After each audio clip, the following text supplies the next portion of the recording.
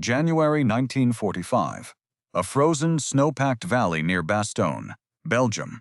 Thick gray smoke rises steadily from a cluster of heavy brick buildings, encircled by double layers of sharp barbed wire. Inside the perimeter, hundreds of men stand in a structured, orderly line, holding metal trays. They receive thick ladles of steaming beef stew, fresh white bread, and boiled vegetables from a massive field kitchen. Just 1 mile down the road, shivering American infantrymen crouch deep inside frozen foxholes, chewing on brick-hard chunks of cold pork fat from frozen boxes. They have not seen a fire or swallowed hot food in 4 days. An exhausted scout stops at the wire fence, his face caked in black mud, staring at the enemies eating a massive feast. General George Patton learns of this massive gap in survival, and he decides to fix it with an immediate, aggressive logistical maneuver. This is the story of what Patton did when German prisoners ate hot stew, while his own soldiers ate cold rations during the Battle of the Bulge. Before we continue, make sure you subscribe to our channel. We tell the World War II stories that show the battle no medal was ever given for. Private First Class Arthur Vance was 19 years old. He came from the flat, wind-swept farmlands outside Lincoln, Nebraska. He was a rifleman in the 26th Infantry Division. Before the winter, Arthur worked his father's cornfields, driving an old John Deere tractor and dreaming of seeing the world beyond the county line. He enlisted the morning after his older brother perished on a destroyer in the Pacific. Arthur had already seen the cold reality of war in the hedgerows of France, losing his best friend to a mortar burst outside Metz. Now his boots were split open at the seams, filled with dirty slush that froze solid against his socks every single night. He was the exhausted scout who stumbled out of the tree line on that bitter morning, blinking back tears of pure exhaustion as he stared through the rusted wire mesh at the steaming metal pots. Standing on the dry side of the camp kitchen was Major Helmut von Klein. He was 42 years old, born to an aristocratic military family in Hanover, and belonged to the 2nd Panzer Division. He believed completely in the ancient European military hierarchy, holding a firm conviction that an officer of the old aristocracy deserved total comfort, regardless of the chaos surrounding him. Even as a prisoner of war, he managed to wear a spotless, tailored wool tunic. His black leather boots were oiled to a high polish, untouched by the freezing Belgian mud. He wore an iron cross proudly pinned near his collar and a family crest ring on his left hand. To him, the Geneva Convention was not a shield for human dignity, but a legal guarantee that his unearned privileges would be protected by his captors. He expected his hot meals served precisely on time, while the American soldiers fighting outside the wire froze in the mud. By the winter of 1945, the Allied advance across Europe had ground to a brutal halt in the frozen forests of the Ardennes. The German offensive, known as the Battle of the Bulge, had shattered the front lines, cutting off key transit routes and throwing the Allied logistical system into total chaos. Heavy snowstorms grounded supply planes, while icy roads and frequent artillery barrages prevented transport trucks from reaching the forward positions.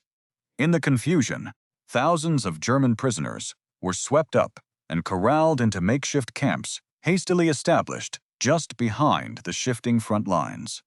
These camps were bound by strict international regulations that many back area commanders followed blindly, regardless of the immediate tactical reality on the ground. Other officers in the sector had let the growing disparity slide for weeks, looking at the paperwork instead of the men. They strictly followed the letter of the law, which stated that prisoners must be fed according to the garrison standards of the captor army. Because the official American garrison standard guaranteed 3 hot, structured meals a day, the prisoners received exactly that. Meanwhile, the combat standard for the men holding the line was reduced to whatever could be shoved into a trench coat pocket before a firefight. Commanders shrugged their shoulders and blamed the broken supply lines, allowing the corrosive resentment to fester among the ranks, while front-line combat units slowly starved in the snow. They prioritized legal bureaucracy over the basic morale of their own fighting men, ignoring the dangerous psychological damage done to soldiers who watched their enemies feast. The situation grew more tense by the hour as the bitter cold deepened across the Ardennes, forcing a direct confrontation inside the logging camp. Captain Donald Harris, a 28-year-old supply officer from Columbus, Ohio, representing the 26th Infantry Division, walked directly into the log cabin office of the prison camp. He stamped the heavy snow from his worn leather combat boots and unbuttoned his wool overcoat. Major von Klein sat behind a polished wooden desk, warming his hands over a small iron stove and holding a silver porcelain cup filled with hot black coffee. Captain Harris stepped forward and placed his wool gloves on the corner of the wooden desk. He stated that his frontline combat units had been stuck in their frozen trenches for 4 full days without a single warm meal. He requested that the major immediately transfer half of the camp kitchen's fresh vegetables and beef stocks to the forward supply trucks. Major von Klein did not look up from his silver cup. He replied that such a transfer was completely out of the question. Captain Harris explained that the men outside were currently freezing to death, fighting on nothing but cold grease and hard biscuits. He insisted that the camp had more than enough bulk supplies stored in the rear barns to feed the prisoners and still help the Americans. Major von Klein took a slow sip of his warm coffee. He stated that the exact wording of the international treaty required his men to receive full garrison rations. He argued that he would not permit his soldiers to suffer a single reduction in their daily caloric intake just to salvage a broken American logistical system. Captain Harris, leaning over the wooden desk, reminded the major that the men starving in the snow were the very same soldiers who had captured his entire division just 2 weeks prior. Major von Klein stood up straight, smoothing the front of his tailored wool tunic. He declared that the laws of civilized warfare were written to protect men of higher military status from the crude conditions of the common battlefield. He stated that if the American army could not feed its own frontline fighters, that was a failure of American capability, not a German concern. He insisted that his men were entitled to their hot stew, and he would not give up a single potato for a ragged scout hiding in a hole. Captain Harris realized the arrogant officer would never cooperate willingly under the current camp administration. He picked up his wool gloves, turned around without saluting, and walked straight back out into the freezing storm to contact higher headquarters. The formal report reached Patton within the hour. Patton's jeep pulled up to the gate. 4 stars on his helmet, ivory revolvers on his belt. The heavy vehicle skidded slightly on the hard ice before stopping dead against the wooden barrier. The general walked in unannounced. The frozen air followed him through the heavy oak door, instantly dropping the temperature inside the log cabin. The low chatter among the staff officers stopped entirely as Patton stood in the center of the floor, his face completely unreadable. He did not look at the warm iron stove. He did not look at the silver porcelain cups. He kept his eyes locked onto the immaculate uniform of the German major. Patton stepped forward, his boots clicking sharply against the bare floorboards. Patton studied him. "Did you state that American soldiers have a lower military status than your captured men, Major?"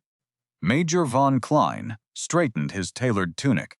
"I merely cited the official regulations of the Geneva Convention, General."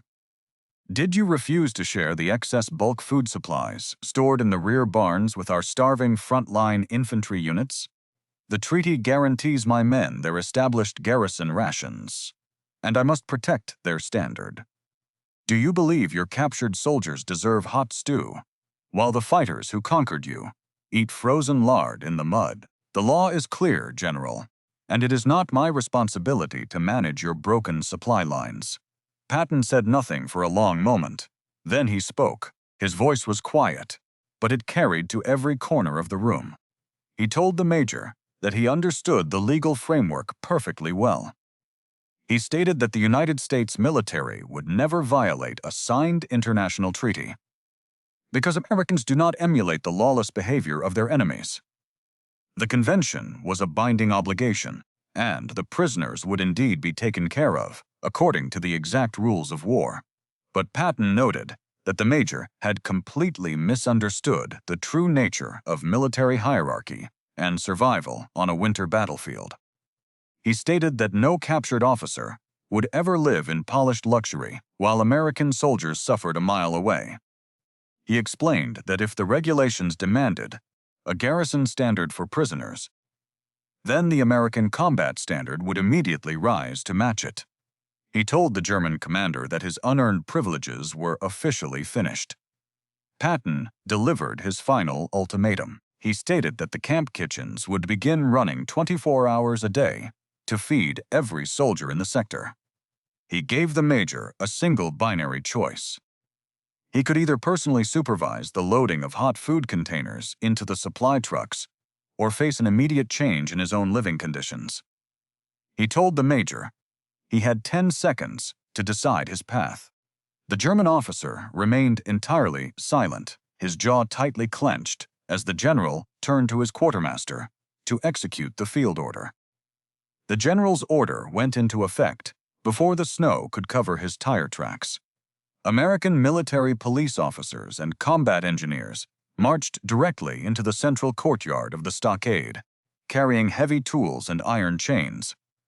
They did not touch the prisoners, but they completely dismantled the major's warm office, moving his iron stove and wooden desk directly into the freezing center of the prison square. Under the watchful eyes of hundreds of captured German soldiers and nearby guards, the aristocratic officer was forced to stand in the deep slush for hours, wrapped only in his wool tunic. He watched, smelled, and heard the immense transformation of his pristine facility. Huge boiling vats of thick beef stew, fresh green vegetables, and brown potatoes were lifted onto the backs of open American transport trucks. The greasy, heavy smoke from the field kitchens drifted over the courtyard, blinding the shivering major as the vehicles rumbled outward toward the front. The German prisoners watched in absolute silence, realizing their unearned abundance was being stripped away to feed the men who held the perimeter. By midnight, insulated containers filled to the brim with boiling food reached the forward foxholes.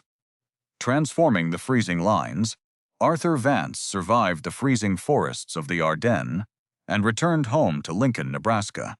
In the late autumn of 1945, he married his childhood sweetheart, took over the family cornfields, and spent 40 years driving his old John Deere tractor under the wide Midwestern sky. He never spoke about the deep winter of the Bulge or the sharp smell of the hot stew to his children, but his wife noticed that he never allowed a single scrap of food to be wasted at his dinner table for the rest of his life. He passed away quietly in his sleep in the winter of 1988. Helmut von Klein spent the remaining months of the conflict inside a higher security detention facility in northern France, stripped of his aristocratic privileges and his polished leather boots. Following his formal release during the rebuilding of Germany in 1948, he returned to Hanover and worked as a quiet clerk in a local shipping office, never regaining his family estate. He lived out his remaining years in bitter seclusion, writing long, unread letters to local military journals about the decline of European traditions before his death in 1974. General George Patton kept the official camp report filed away inside his personal wooden field desk and never made a public statement regarding the logistical seizure. He briefly noted the incident in a private letter to his wife, observing that a true commander must always look after the bellies of his fighters before he can expect them to conquer an empire. Some historians have argued that General Patton's aggressive intervention at the stockade was an unnecessary overreach of tactical authority that risked destabilizing the delicate legal balance of the theater. They contend that bypassing the official channels of the Quartermaster Corps to forcibly redirect established base supplies set a dangerous precedent for field commanders during a logistical crisis. Others have argued the exact opposite, maintaining that his decisive actions were entirely justified by the extreme emergency of the winter counteroffensive. They assert that preserving the combat morale and physical survival of frontline infantrymen was a supreme commander's absolute duty, far overriding the minor administrative comfort of captured enemy personnel. What is certain is that the field kitchens of the Third Army remained advanced close to the front lines for the duration of the winter campaign, ensuring that frontline combat soldiers received a sustainable amount of sustenance alongside their prisoners. If you had been in Patton's position, would you have done the same? Or would you have quietly accepted the military regulations as they were written? Let us know in the comments below. And if you want more historical stories about the battle no medal was ever given for, make sure to subscribe.